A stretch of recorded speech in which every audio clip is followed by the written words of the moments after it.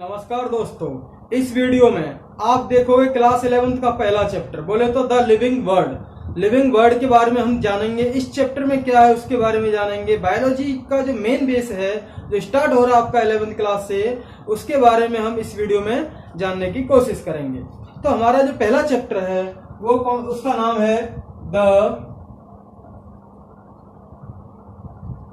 Living world.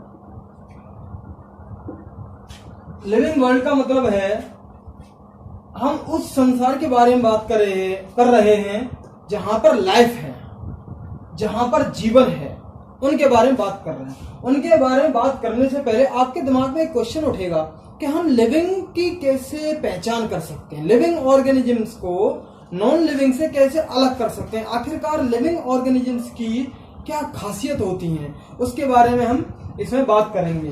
तो देखिए दोस्तों, कुछ ऐसी चीजें होती हैं लिविंग ऑर्गेनिजम्स में, कुछ ऐसी खासियत होती है लिविंग ऑर्गेनिजम्स में जो नॉन लिविंग से उनको अलग करती है। जैसे कि पहली वाली देखेंगे, लिविंग ऑर्गेनिजम्स कैन ग्रो।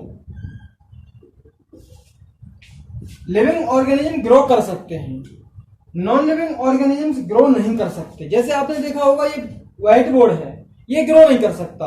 अगर इसे 2 साल बाद भी हम देखेंगे तो ये ऐसे के ऐसे रहेगा। ये मार्कर है, ये ग्रो नहीं कर सकता। इसको भी 2-4 साल बाद देखेंगे तो ऐसे के ऐसे ही रहेगा। नॉन लिविंग थिंग्स कभी ग्रो नहीं कर सकती, लिविंग ग्रो कर सकता है। ठीक है, तो आप यहां पे देख सकते हैं लिविंग ऑर्गेनिजम्स ग्रो कर सकते हैं। लिविंग थिंग्स जो होती है, कोई भी जीवित जीव है, जीवित चीज है, वो ग्रो कर सकता है, नॉन लिविंग ग्रो नहीं कर सकता। अब आपके दिमाग में एक क्वेश्चन आ रहा होगा, जैसे कि आपने कोई फिल्मी गाना देखा होगा, रेगिस्तान में आप जाते हैं, हीरो अपने कपड़ों को पहन के ऐसे चल रहा है और उसके साथ साथ हीरोइन ऐसे गुनगुना रही है और कोई मस्त ट्यून बज रही है और गाना देख रहे हैं कि वहां पर बड़े बड़े रेत के टीले हैं। तो ये चीज आपने देख रहे होंगे तो आपके दिमाग में क्वेश्चन आता है कि रेत के टीले, जो छोटा टीला होता है वो बड़ा भी हो जाता है, रेत का टीला तो ग्रो कर रहा है। तो यहाँ पे क्या वो रेत का टीला लिविंग ऑर्गेनिजम्स है या लिविंग थिंग्स है?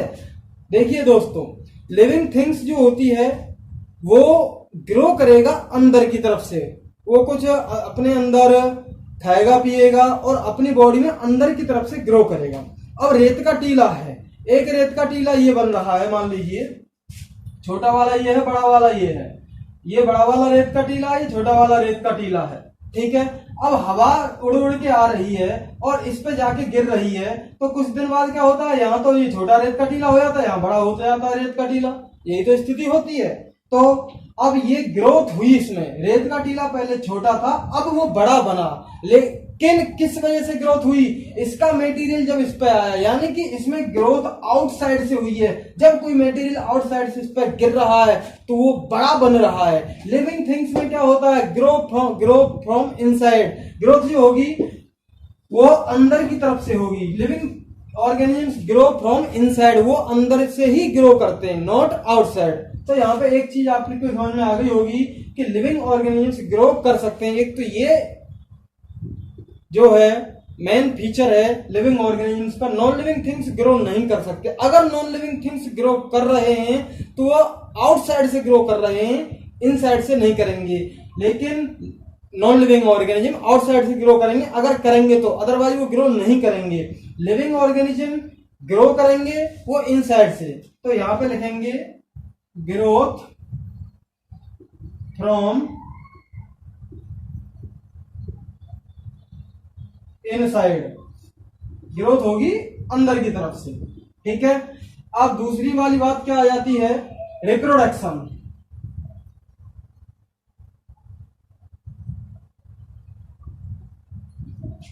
रिप्रोडक्शन, रिप्रोडक्शन का मतलब क्या है?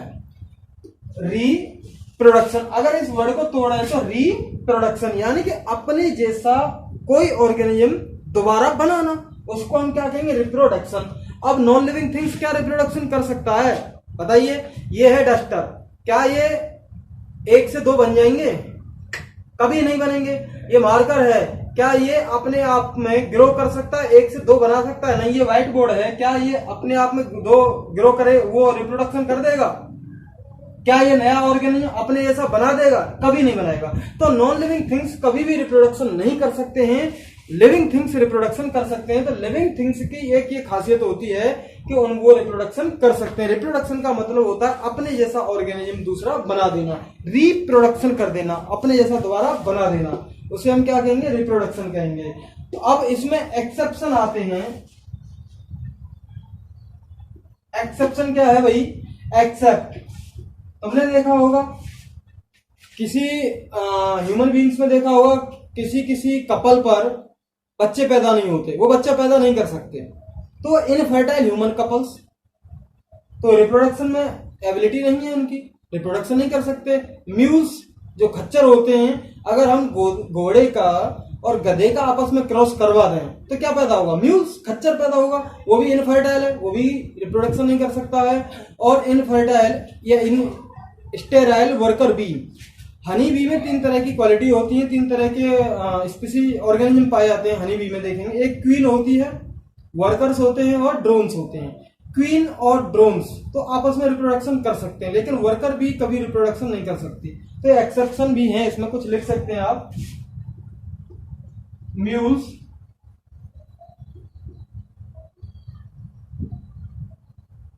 Sterile worker B,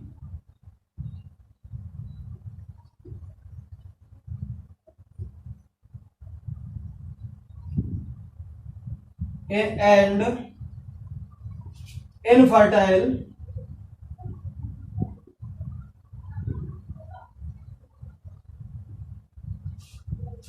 human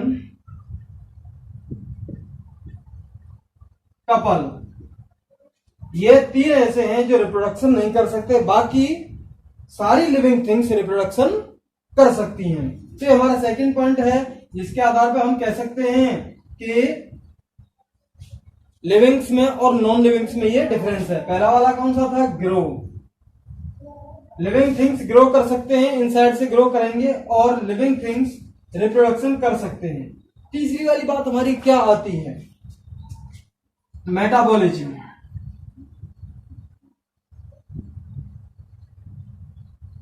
metabolism का मतलब होता है जितनी भी केमिकल रिएक्शंस लिविंग ऑर्गेनिजम्स की बॉडी में चल रही हैं, उन सारी केमिकल रिएक्शंस को हम क्या कहेंगे? मेटाबॉलिज्म। तो यहां पर आप लिख सकते हैं इसकी definition, all chemical reactions present in all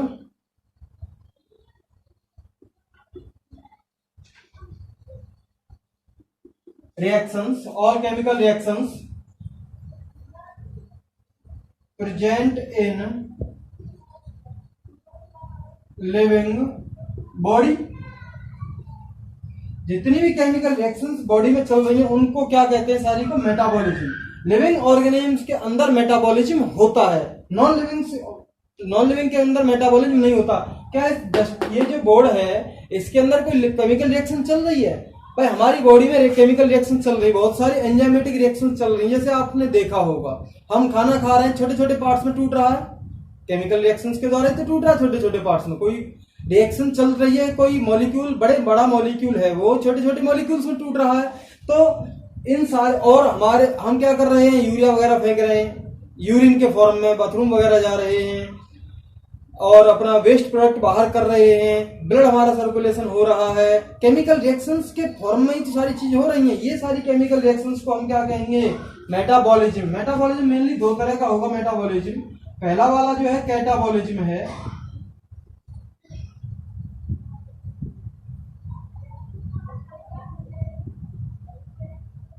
catabolism. दूसरा वाला है एनाबॉलिज्म।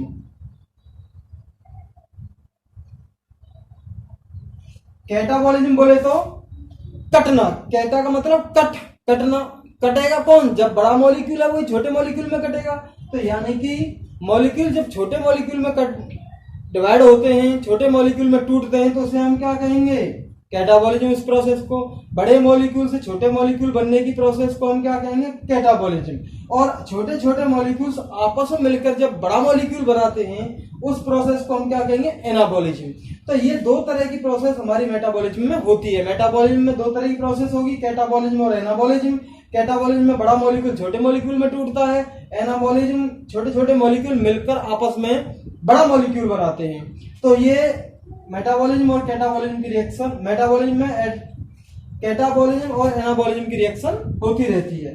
तो ये सारी यानी कि मेटाबॉलिज्म का क्या मतलब होगा, जितनी भी हमारी केमिकल रिएक्शंस बॉडी में चल रही हैं उसे हम क्या कहेंगे, मेटाबॉलिज्म। हमारे तीन अंतर हो गए, तीन डिफरेंस हो गए लिविंग थिंग्स से नॉन लिविंग थिंग को अलग करने में। लिविंग थिंग्स में लिविंग थिंग ग्रो करते हैं, रिप्रोडक्शन कर सकते हैं और उनके अंदर मेटाबॉलिज्म भी होता है।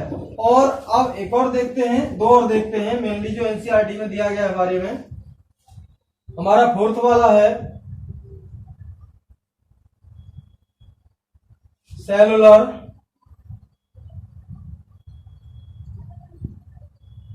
ऑर्गेनाइजेशन।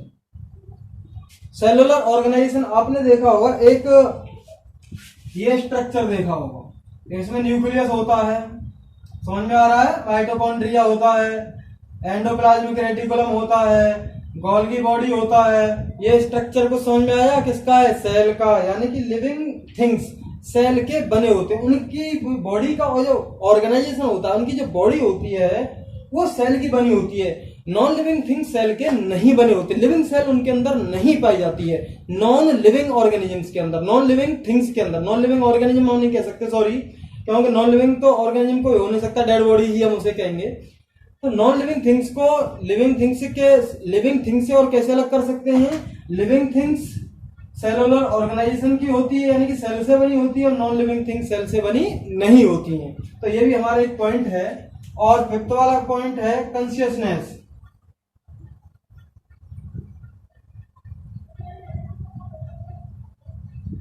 कॉन्शियसनेस का मतलब है चेतना। अब मैं अगर बाहर जाता हूं, धूप में जाता हूं, तो मेरी बॉडी उसके अकॉर्डिंग रेस्पॉन्स करेगी। प्लांट है एक, ये मान लीजिए कोई प्लांट है और ये कमरे में बंद है और यहां से खिड़की है, यहां से सनलाइट आती है, यहां से सनलाइट आ रही है, तो प्लांट इसके अकॉर्डिंग रेस्पॉन्स करेगा, इधर की तरफ मूव करेगा। तो लिविंग थिंग्स जो होती हैं एक्सटर्नल स्टिमुली के अकॉर्डिंग, जो बाहर से कोई भी चीज आ रही है उसके अकॉर्डिंग वो रेस्पॉन्स करते हैं। नॉन लिविंग थिंग्स कोई रेस्पॉन्स नहीं करता। तो कॉन्शियसनेस भी एक जो है खासियत होती है लिविंग ऑर्गेनिजम्स में, कि कॉन्शियसनेस लिविंग ऑर्गेनिजम्स में पाई जाती है और नॉन लिविंग थिंग्स में कॉन्शियसनेस नहीं पाई जाती। तो हम ऐसे डिफरेंस कर सकते हैं लिविंग ऑर्गेनिजम्स का नॉन लिविंग ऑर्गेनिज्म से। बोले तो पहला वाला हमारा क्या था, ग्रो, लिविंग ऑर्गेनिज्म ग्रो कर सकते हैं। दूसरा वाला क्या था, रिप्रोडक्शन, लिविंग ऑर्गेनिज्म रिप्रोडक्शन कर सकते हैं, नॉन लिविंग नहीं कर सकते। तीसरा वाला क्या था, मेटाबॉलिज्म, नॉन लिविंग के अंदर मेटाबॉलिज्म नहीं होता, लिविंग और बॉडी के अंदर मेटाबॉलिज्म होता है, केमिकल रिएक्शंस चलती रहती हैं। और तीसरी वाली बात क्या हो रही थी, वो चौथी वाली बात सेलुलर ऑर्गेनाइजेशन। सेलुलर ऑर्गेनाइजेशन का मतलब होता है कि लिविंग थिंग्स सेल के बने होते हैं, उनकी बॉडी का ऑर्गेनाइजेशन सेल का होता है, यानी कि सेल की बॉडी बनी होती है और उनके अंदर लिविंग के अंदर कॉन्शियसनेस होती है, यानी कि चेतना होती है। बाहर के वातावरण के अकॉर्डिंग उनकी बॉडी रेस्पॉन्स करती है। तो ये हमने कुछ डिफरेंस देखे लिविंग और नॉन लिविंग के बीच में, कि हम नॉन लिविंग से लिविंग को कैसे अलग कर सकते हैं। बोले तो निर्जीव से सजीव को कैसे अलग कर सकते हैं, ये कुछ मेन प्रॉपर्टी थी, ठीक है। और यहाँ पे एक बात और आती है कि कभी कभी बच्चों के दिमाग में क्वेश्चन आता है, जैसे मैंने बताया था मेटाबॉलिज्म में बता रहा था अभी, मेटाबॉलिज्म का मतलब होता है केमिकल रिएक्शंस जो हमारी बॉडी में चल रही हैं उसको हम क्या कहेंगे, मेटाबॉलिज्म। हम केमिकल रिएक्शंस को लैब में भी कर सकते हैं, लेकिन वो एक्सटर्नल फोर्स चाहिए, एक्सटर्नल कोई ऑपरेटर चाहिए जिससे लैब में हो रहा है, केमिकल रिएक्शंस को हम कर रहे हैं, लेकिन हमारी बॉडी में केमिकल रिएक्शंस अपने आप चल रही हैं। तो यहाँ पे एक मेन फर्क, हमारे जो डिफरेंस थे लिविंग और नॉन लिविंग के दोस्तों ये खत्म हो चुके हैं। अगर आपको वीडियो पसंद आया तो लाइक करें, ज्यादा से ज्यादा दोस्तों में से शेयर करें। Thank you for watching.